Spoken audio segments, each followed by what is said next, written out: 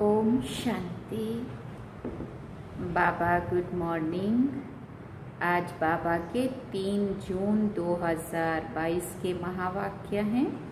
बाबा ने सार में कहा, मीठे बच्चे, ये खेल है कब्रिस्तान और परिस्तान का। इस समय कब्रिस्तान है, फिर परिस्तान बनेगा। तुम्हें इस कब्रिस्तान से दिल नहीं लगानी है। बाबा ने प्रश्न पूछा, मनुष्य कौन सी एक बात को जान लें तो सब संशय दूर हो जाएंगे। तो बाबा ने उत्तर में कहा, बाप कौन है, वो कैसे आते हैं, ये बात जान लें तो सब संशय दूर हो जाएंगे। जब तक बाप को नहीं जाना तब तक संशय मिट नहीं सकता। निश्चय बुद्धि बनने से विजय माला में आ जाएंगे, लेकिन एक एक बात में सेकंड में पूरा निश्चय होना चाहिए। और गीत क्या सुना, छोड़ भी दे आकाश सिंहासन। ओम शांति। बाप बैठ बच्चों को समझाते हैं, ये है बेहद का रूहानी बाप। आत्माएं सभी रूप तो जरूर बदलती हैं। निराकार से साकार में आते हैं पार्ट बजाने कर्म क्षेत्र पर। बच्चे कहते हैं, बाबा आप भी हमारे मौफिक रूप बदलो। रूप बदल कर आ जा रे। सुना ना गीत में। जरूर साकार रूप धारण करके ही तो ज्ञान देंगे ना। मनुष्य का ही रूप लेंगे ना। बच्चे भी जानते हैं हम निराकार हैं, फिर साकार बनते हैं। बरोबर है भी ऐसे, वो है निराकारी दुनिया। और बाप बैठ समझाते हैं, कहते हैं तुम अपने 84 जन्मों की कहानी को नहीं जानते हो। मैं इनमें प्रवेश कर इनको समझा रहा हूँ। किसने कहा? शिव बाबा। ये तो नहीं जानते हैं ना, श्री कृष्ण तो सतयुग का प्रिंस है। इनको आना पड़ता है पतित दुनिया और पतित शरीर में। श्री कृष्ण गोरा था, फिर काला कैसे हुआ, ये भी कोई नहीं जानते हैं। काला कृष्ण, गोरा कृष्ण मूर्तियां बनाई है, लेकिन उसका क्या राज है, क्यों काला बनाया, क्यों गोरा कब था और काला कैसे हुआ, या आत्मा हुई कि शरीर हुआ, वो तो कुछ भी जानते नहीं है। हाँ, कोई कहते हैं सर्प ने डसा। वास्तव में ये है 5 विकारों की बात। सर्प भी कौन सा, किस सांप ने डसा, तो 5 विकारों रूपी, तभी तो शेषनाग दिखाते ना, ऐसे 5 मुंह वाला सांप, उसकी छत्र छाया में श्री कृष्ण, और एक जगह गोरा कृष्ण 5 मुंह वाले सांप के ऊपर रास करता हुआ।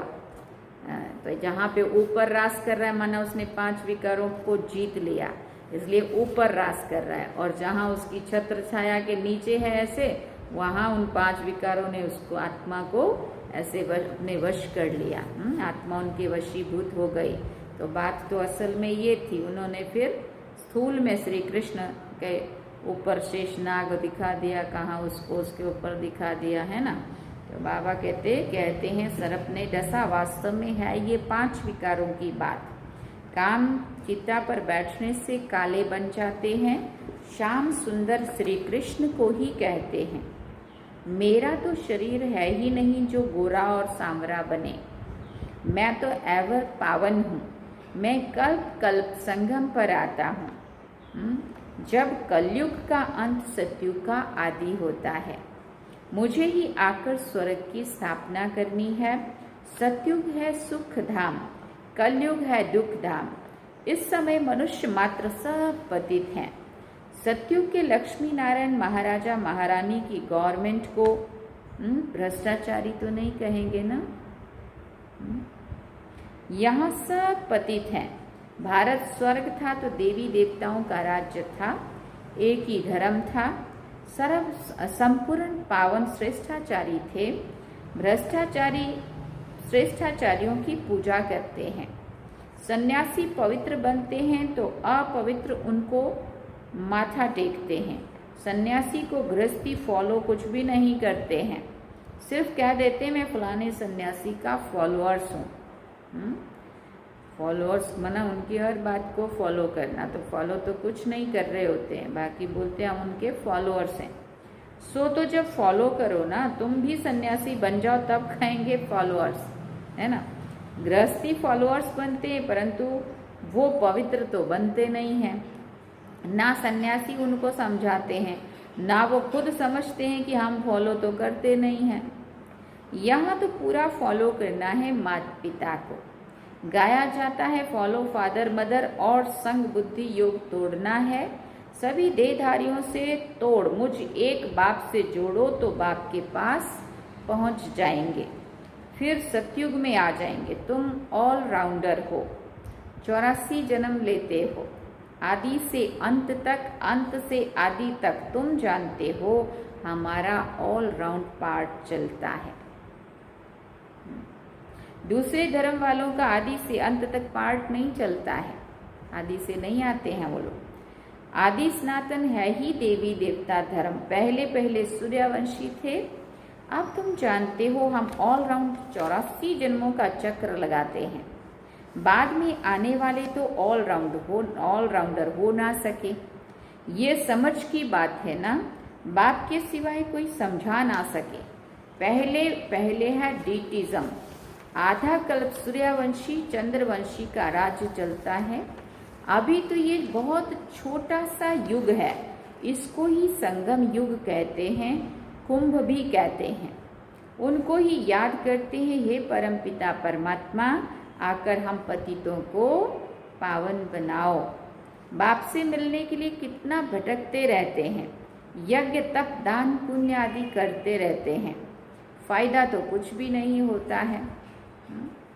अभी तुम भटकने से छूट गए हो।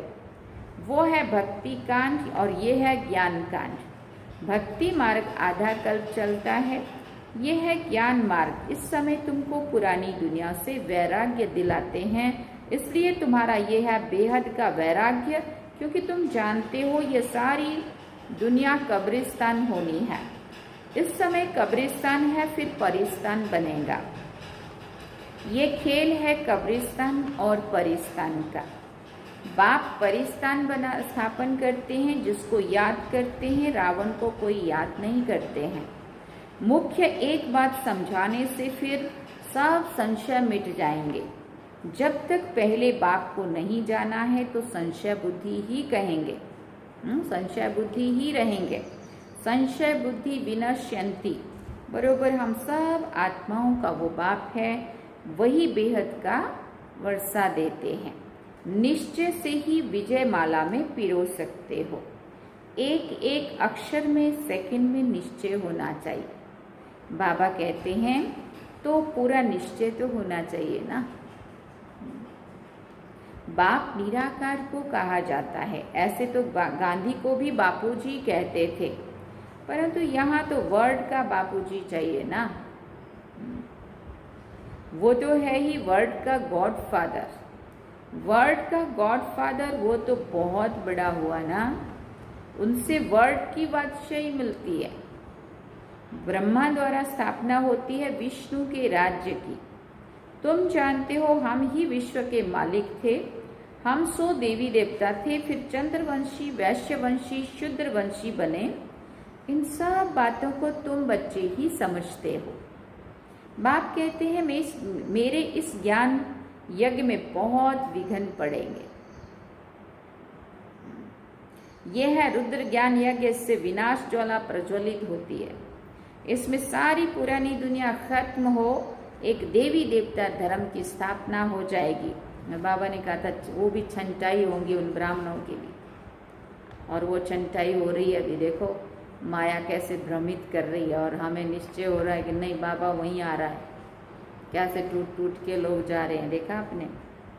तुमको तो समझाने वाला बाप है, वो सच बोलते हैं, नर से नारायण बनने की सत्य कथा सुनाते हैं। ये कथा तुम अभी ही सुनते हो, ये कोई परंपरा नहीं चलती है।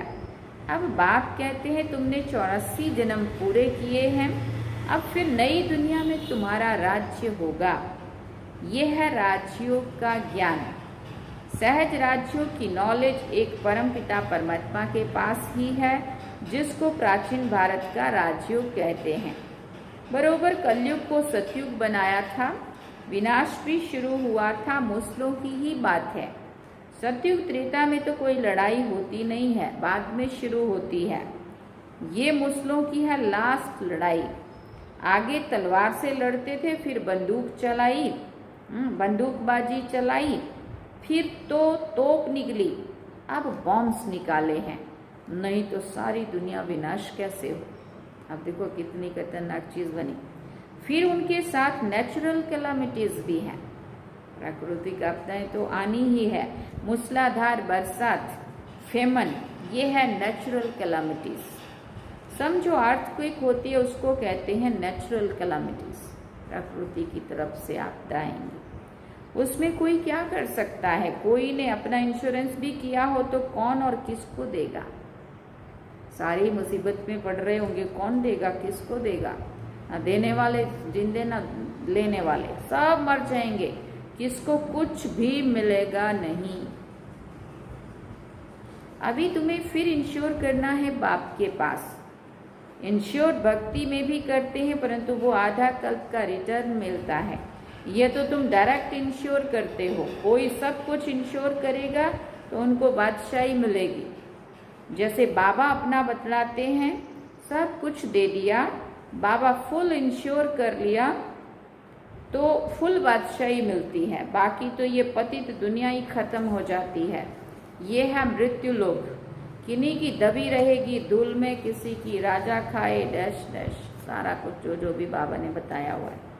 जब कहाँ आग लगती है तो वह कोई आफत आती है तो चोर लोग भी लूटते हैं। ये समय ही अंत का है, इसलिए अब बाप को याद करना है, मदद करनी है।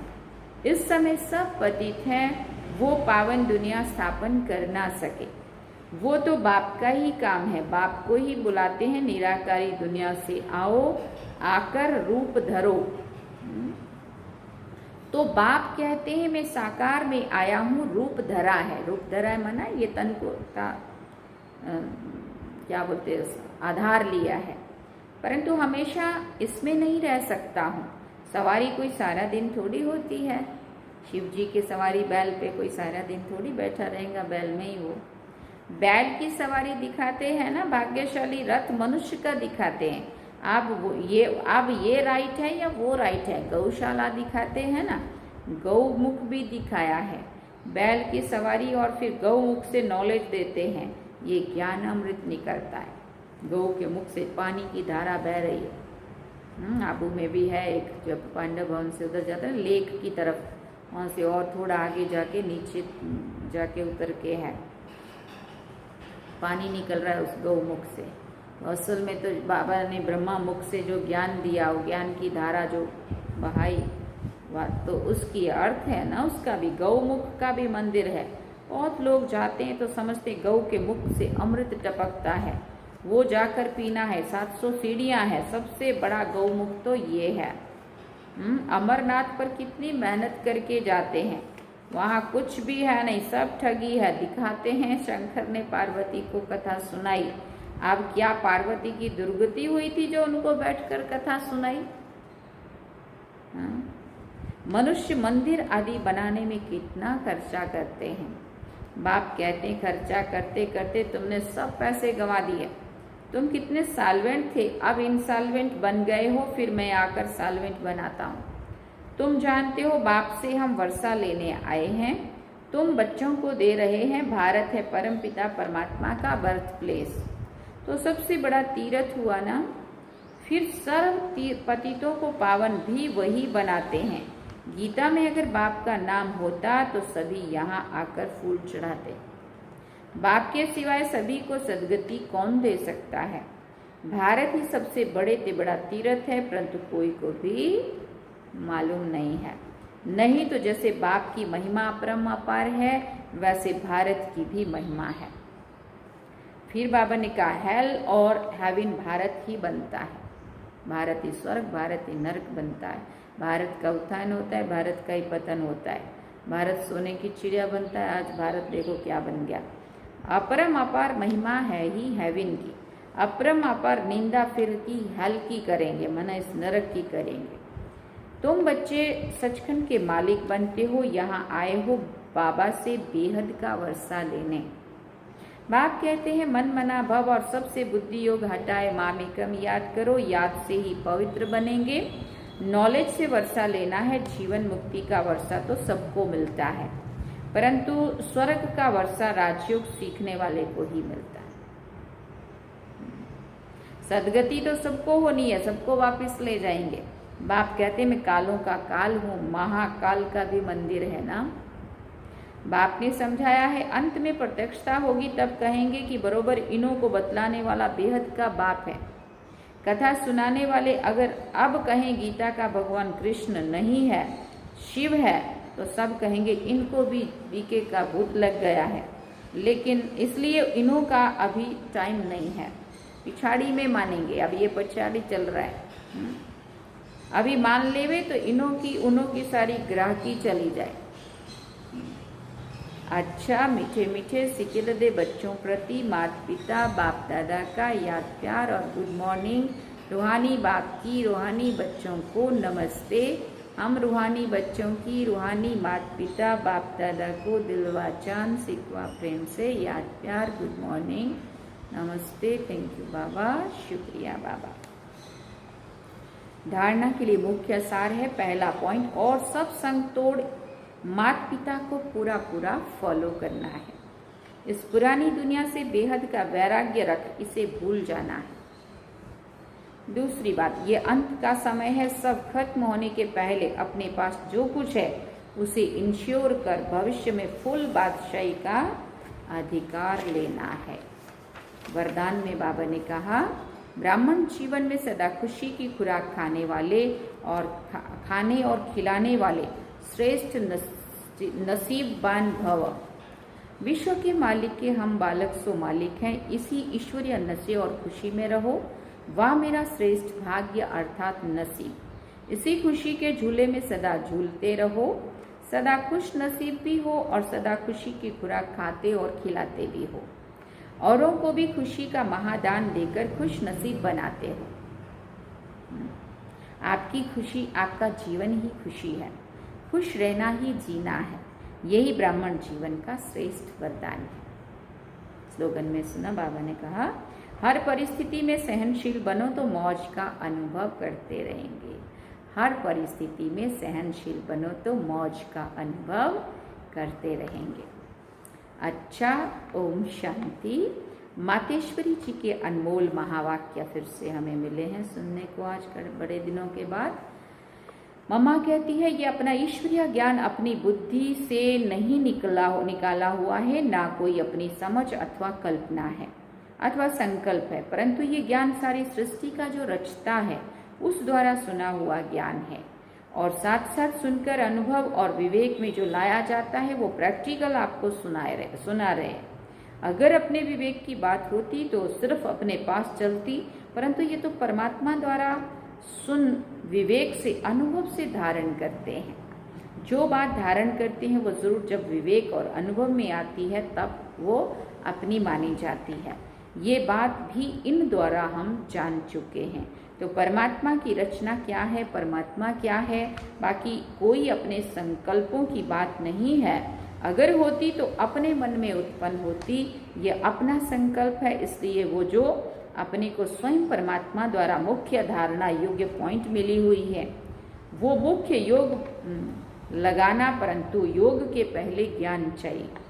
योग करने के लिए पहले ज्ञान क्यों कहते हैं? पहले सोचना समझना और बाद में योग लगाना। हमेशा ऐसे कहा जाता है पहले समझ चाहिए, नहीं तो उल्टा कर्म चलेगा, इसलिए पहले ज्ञान जरूरी है। ये ज्ञान एक ऊंची स्टेज है जिसको जानने के लिए बुद्धि चाहिए, क्योंकि ऊंचे से ऊंचा परमात्मा हमको पढ़ाते हैं। दूसरी बात मम्मा ने कही है, ईश्वरीय ज्ञान एक तरफ तोड़ना दूसरी तरफ जोड़ना। एक परमात्मा के संग जोड़ो, जिस शुद्ध संबंध से हमारे ज्ञान की सीढ़ी आगे बढ़ेगी, क्योंकि इस समय आत्मा कर्म बंधन वश हो गई है। वो आदि में कर्म बंधन से रहित थी, बाद में कर्म बंधन में आई और अब फिर से उनको अपने कर्म बंधनों से छूटना है। अब अपने कर्मों की बंधायमानी भी ना हो और कर्म करना अपने हाथ में रहे, माना कर्म का कंट्रोल हो, तब ही कर्मों की बंधायमानी नहीं आएगी। इसको ही जीवन मुक्ति कहते हैं, नहीं तो कर्म बंधन में चक्र में आने से सदा काल के लिए जीवन मुक्ति नहीं मिलेगी। अब तो आत्मा से पावर निकल गई है और उनके कंट्रोल बिगड़ कर्म हो रहे हैं, क्योंकि कर्म आत्मा से होना चाहिए और आत्मा में जोर आना चाहिए और कर्मों को इस स्थिति में आना चाहिए जो कर्मों की बंधायमानी ना रहे। नहीं तो मनुष्य दुख सुख के लपेट में आ जाते हैं, क्योंकि कर्म उन्हों को खींचता रहता है। आत्मा की शक्ति उसमें पावर उस पावर में आती है जो कर्मों के बंधायमानी में ना आवे। यह है रिजल्ट। इन बातों को धारण करने से सहज हो जाएगा।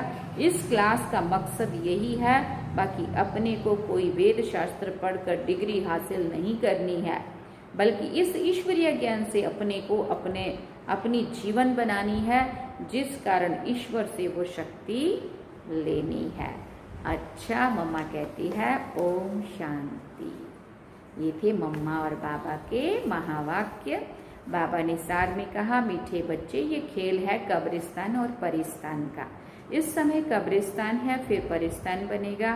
तुम्हें इस कब्रिस्तान से दिल नहीं लगानी है। अच्छा, ओम शांति। ये थे बाबा के मम्मा के महावाक्य। अब हम बाबा को याद करेंगे। चलो, ओम शांति।